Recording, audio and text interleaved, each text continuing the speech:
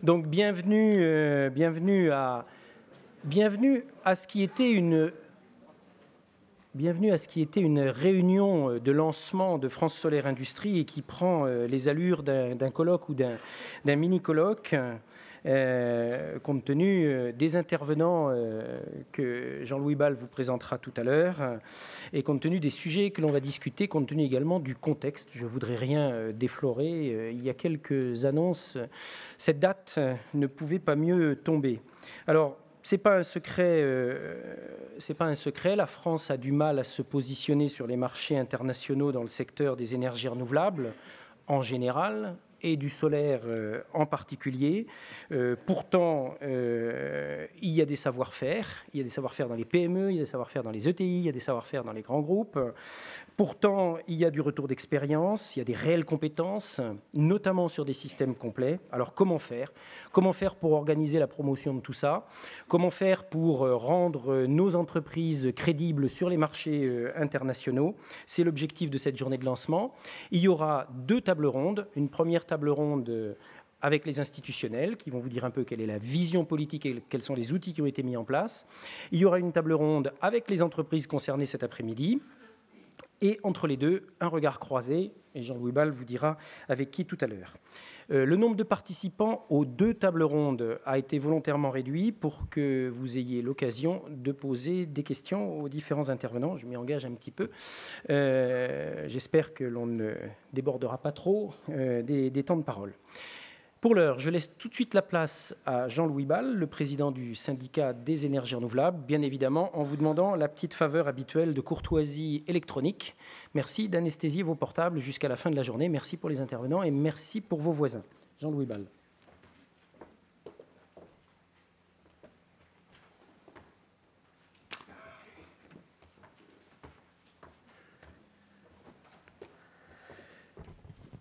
Alors, monsieur le vice-président de l'Assemblée nationale, cher Denis, mesdames, messieurs,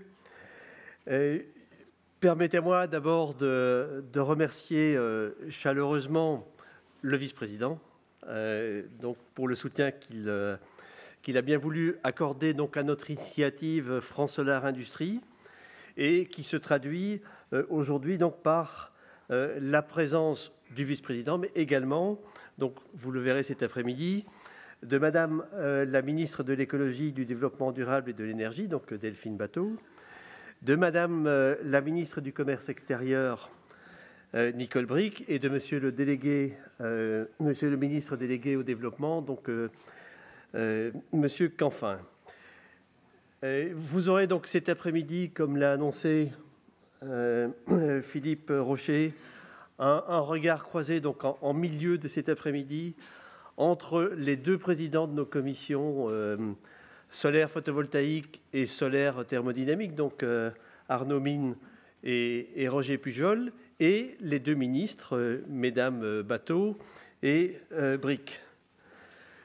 Alors, notre constat, vous le savez, est que l'énergie solaire, dans toutes ses formes et toutes ses applications, connaît et connaîtra de plus en plus une forte croissance dans le monde. La compétitivité de ses coûts de production qui s'améliorent à grande vitesse, et pour le photovoltaïque, ça a été particulièrement spectaculaire ces 2 dernières années. Et il va sans dire que partout dans le monde où l'ensoleillement est au moins égal à celui de la France, des marchés de masse s'ouvrent pour ces technologies. Quelques chiffres pour situer les enjeux.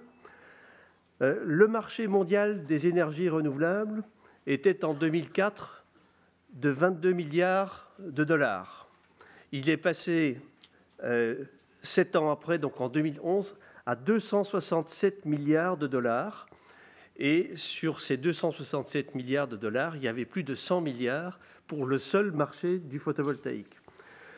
C'est un marché qui, en volume financier, en 2012, aura probablement connu une baisse grâce à la diminution des prix, mais avec une augmentation en volume qui continue.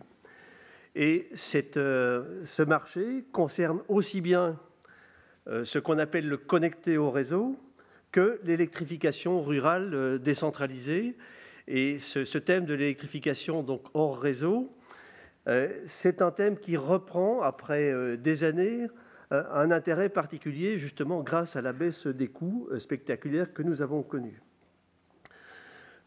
Concernant le solaire thermodynamique, Roger Pujol vous l'expliquera tout à l'heure, c'est un marché qui est beaucoup plus émergent aujourd'hui. On estime que le chiffre d'affaires 2011 était de l'ordre de 500 millions, cette fois-ci, de dollars, mais avec une croissance extrêmement forte. Et lorsqu'on regarde les scénarios de l'AIE à l'horizon 2050, dans les scénarios qui respectent les objectifs de réduction des émissions de gaz à effet de serre, eh bien, au moins un quart de l'électricité mondiale devra être produite par le solaire, soit photovoltaïque, soit thermodynamique. Alors la distribution entre les deux, elle se fera en fonction des conditions météorologiques, suivant qu'on a plus ou moins d'ensoleillement direct ou d'ensoleillement diffus. Donc, des enjeux qui sont très importants. Face à ce constat, le syndicat des énergies renouvelables s'est donc mobilisé autour d'Arnaud Mine et de Roger Pujol, donc nos élus en charge du solaire photovoltaïque et du solaire thermodynamique, et je salue à l'occasion donc leur implication syndicale toujours plus forte. Et c'est autour d'eux et des commissions qu'ils président dans notre syndicat que les acteurs vont s'organiser pour aller chercher des marchés à l'international dans le cadre de France Solar Industrie. Je voudrais souligner, et ce sera bien explicité au cours de cet après-midi, que parmi les membres du syndicat, il y a de multiples pépites, et notamment des PME, et cela sur toute la chaîne de la valeur, qui commence à la fabrication des équipements et qui va jusqu'à la gestion de l'énergie. Pour pouvoir travailler à l'exportation, il faut rappeler que nos filières doivent pouvoir s'appuyer donc sur un marché national qui soit fort. Et d'où, pour développer notre crédibilité, nous avons besoin d'une vitrine de nos savoir-faire. Il est donc essentiel de pérenniser un marché intérieur fort et crédible pour que nos entreprises, sur toute la chaîne de la valeur, une fois encore, puissent être convaincantes. Madame la ministre de l'Énergie a, à cet égard, annoncé les mesures d'urgence pour la filière photovoltaïque avant-hier. Tout ceci concourt donc à relancer et à conforter notre marché intérieur. Nous espérons que le solaire photovoltaïque sera aussi concerné. Je ne doute pas que la ministre vous apportera à cet égard des réponses cet après-midi. Je salue donc ces décisions, mais ces mesures, si urgentes et indispensables soient-elles, ne constituent pas encore un grand plan solaire pérenne et durable. Il nous faudra donc, comme Madame Batho elle-même l'a souligné lors de sa visite à l'usine de MPO, y travailler donc dans le cadre du grand débat sur la transition énergétique que le gouvernement a lancé. Ce grand débat devra questionner en profondeur nos modèles énergétiques. En matière de solaire photovoltaïque, nous serons force de proposition pour démontrer que cette forme d'énergie peut apporter des services précieux au système électrique grâce notamment à la proximité très forte entre production et consommation. Et donc nous approfondirons à cette occasion les fameux concepts d'autoconsommation. Nous nous attacherons également, dans le cadre de ce débat, à approfondir la question du solaire thermodynamique, mais avec là une vue plus particulièrement orientée sur l'international, puisque malheureusement nos conditions d'ensoleillement ne se prêtent pas à un développement de ce marché sur le territoire national. Nous disposons de peu d'endroits où l'ensoleillement direct est suffisant pour le développer. On peut néanmoins développer un certain nombre de références qui vont ensuite nous servir à l'exportation. Vous pouvez compter sur nous et sur l'ensemble des membres de notre syndicat pour que nous soutenions dans chacune des 8 filières énergie renouvelable présentes au sein du syndicat, des propositions opérationnelles, concrètes et qui rentrent dans une logique de développement industriel, pérenne et durable. Nos concitoyens souhaitent le développement des énergies renouvelables, à nous de leur apporter des filières professionnelles fortes, créatrices d'emplois, compétitives et exportatrices. Je vous remercie de votre attention.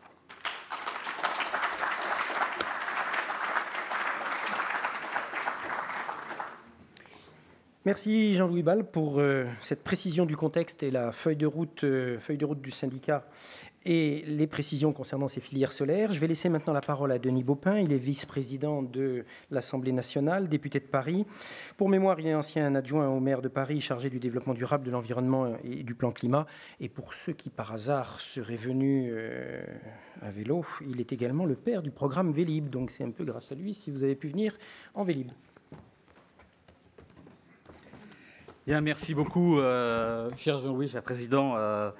Mesdames et messieurs, je suis vraiment très honoré d'être ici aujourd'hui présent pour le lancement de cette initiative. Présent pour vous dire que la représentation nationale, donc les députés, les parlementaires, sont très attentifs aujourd'hui à ce qui est en train de se passer en matière de politique énergétique. D'ailleurs, j'arrive de la réunion de la Commission des affaires économiques de l'Assemblée nationale où ce matin, nous avons commencé le nouvel examen de ce qu'on a appelé la PPL Brot, c'est-à-dire sur la tarification progressive de l'énergie et globalement qui vise à aller vers un système énergétique plus sobre. C'est son nouveau nom et donc ces débats qui agitent l'Assemblée nationale avec les débats démocratiques que l'on peut connaître montrent que les questions énergétiques aujourd'hui sont des questions qui nous préoccupent parce qu'elles sont au croisement de beaucoup de problématiques. Elles sont évidemment au croisement de questions environnementales.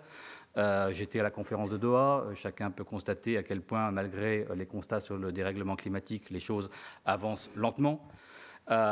Ces problématiques sont aussi des problématiques économiques, sociales. Au moment où les prix de l'énergie ne cessent de croître, il y a évidemment des conséquences très importantes pour nos concitoyens dans ces augmentations de prix de l'énergie, l'augmentation de la précarité énergétique. Et puis au moment où nous sommes dans une crise économique qui se traduit par une augmentation du chômage, tout ce qui peut aller dans le sens de la création d'emplois, du dynamisme économique, est évidemment quelque chose qu'il faut encourager.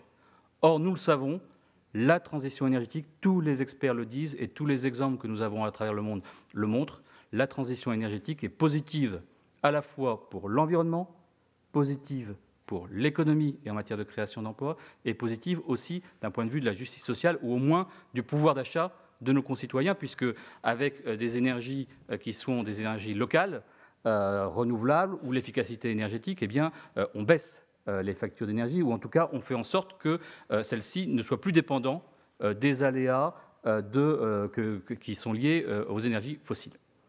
C'est la raison pour laquelle on ne peut que se réjouir que le gouvernement ait lancé, conformément d'ailleurs aux engagements du président de la République, ait lancé un grand débat sur la transition énergétique qui va avoir lieu tout au long de cette année et qui se traduira donc à l'automne par une loi de programmation sur la transition énergétique avec des objectifs ambitieux et qui a pris comme premier objectif donc à la fois l'efficacité énergétique et le développement des énergies renouvelables.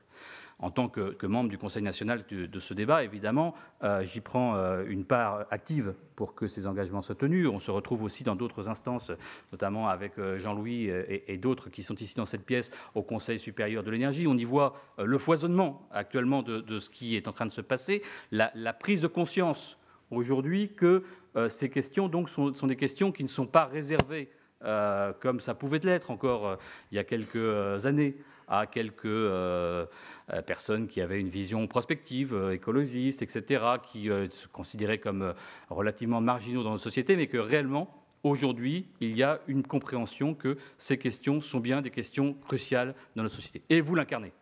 En tant que professionnel de ce secteur, précurseur, vous qui avez pris des risques pour faire en sorte que ces industries puissent se développer, que ces industries existent aujourd'hui en France, et vous avez bien du mérite, sans vouloir faire de politique politicienne, pour avoir tenu bon dans des périodes pendant lesquelles il y a eu beaucoup d'agitation et beaucoup de difficultés pour le secteur.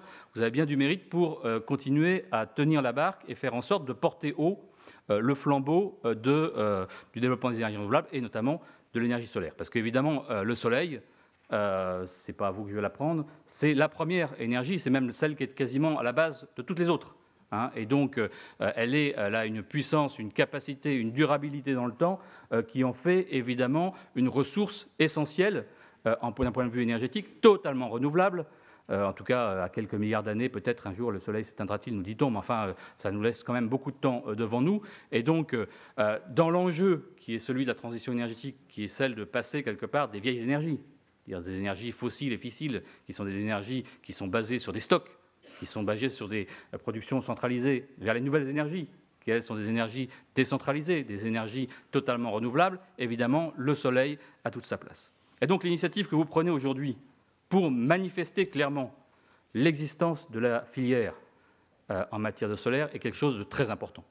C'est très important parce que ma conviction, moi, depuis quelques années, on le sait, mon parcours est un parcours d'écologiste, donc mes convictions premières sont venues d'abord des questions environnementales. Mais le constat qu'on peut faire, c'est que dans les pays qui progressivement se sont engagés dans la transition énergétique, les motivations environnementales sont sans doute un des éléments, mais la démonstration qu'il y a des acteurs économiques, qu'il y a un intérêt économique, qu'il y a une plus-value économique, qu'il y a de l'emploi dans ces filières est un élément extrêmement important.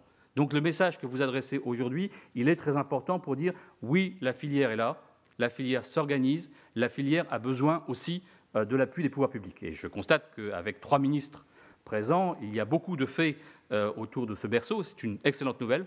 Ça prouve que l'importance que le pouvoir politique accorde et que le gouvernement accorde au fait de cette initiative. Et je veux rejoindre ce que disait Jean-Louis il y a quelques instants. C'est important à la fois du point de vue national et du point de vue international. Du point de vue national, il a rappelé les annonces faites par la ministre de l'écologie il y a 2 jours, qui étaient attendues depuis longtemps, dans une période de difficulté par rapport à la filière. Il y avait besoin de mesures d'urgence. Ce sont des toutes premières mesures de notre point de vue.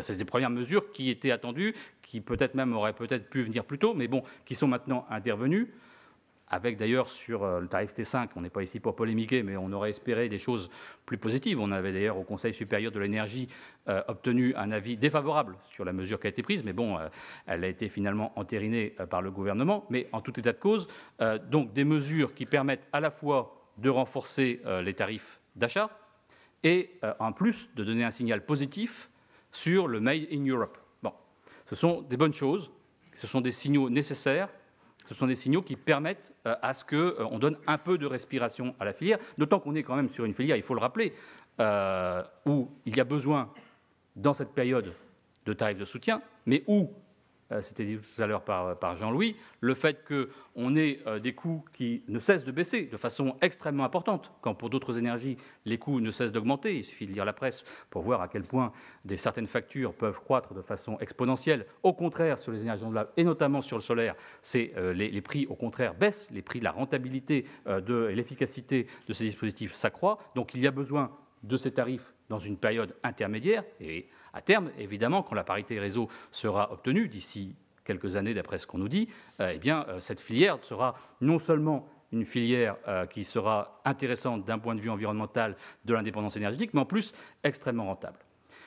Et donc il y a besoin, après ces premières mesures, évidemment, ce que tu appelais un grand plan solaire. Oui, il y a besoin de visibilité, il y a besoin de stabilité, il y a besoin d'organisation de la filière, il y a besoin de la part des pouvoirs publics au niveau national, et ce sera vraiment un des points très importants de notre point de vue dans le débat sur la transition énergétique, qu'on donne les moyens à cette filière de pouvoir se stabiliser, se développer, et sur la durée, qu'on fasse en sorte aussi qu'on facilite le travail.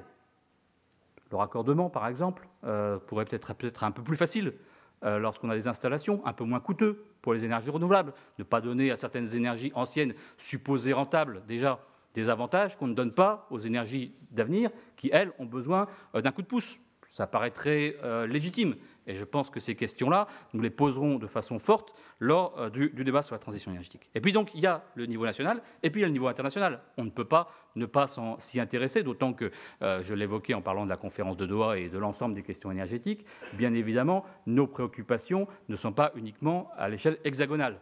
La transition énergétique que nous souhaitons, elle doit prendre place au niveau planétaire. Et nous avons des acteurs ici en France, et tant qu'à faire, autant que ces acteurs soient eux aussi en situation de pouvoir sur les marchés internationaux pour pouvoir apporter des appuis, y compris parce que si on a une préoccupation, je dirais, de justice planétaire, quand on regarde le nombre en milliards de personnes qui aujourd'hui, sur notre planète, le nombre de personnes qui ne sont très mal desservies d'un point de vue énergétique, évidemment, le solaire et les énergies renouvelables au sens large peuvent apporter, par leur capacité justement à ne pas être très capitalistique, par leur capacité à pouvoir s'installer avec des petites installations un peu partout, peuvent apporter des réponses très performantes. Et donc, c'est pour ça que je veux vous dire, et je ne veux pas être plus long, que vraiment je suis heureux d'être ici avec vous. Vous souhaitez vraiment à France Solaire Industrie un excellent avenir, et je peux vous dire qu'en tout cas, vous pouvez compter sur moi, vous pouvez compter sur nous pour aller dire partout à quel point c'est nécessaire de soutenir le développement de ces filières, à quel point c'est important de développer les énergies renouvelables et à quel point ce qui est bon pour la planète est aussi bon pour l'économie, pour l'emploi et pour la justice sociale. Merci.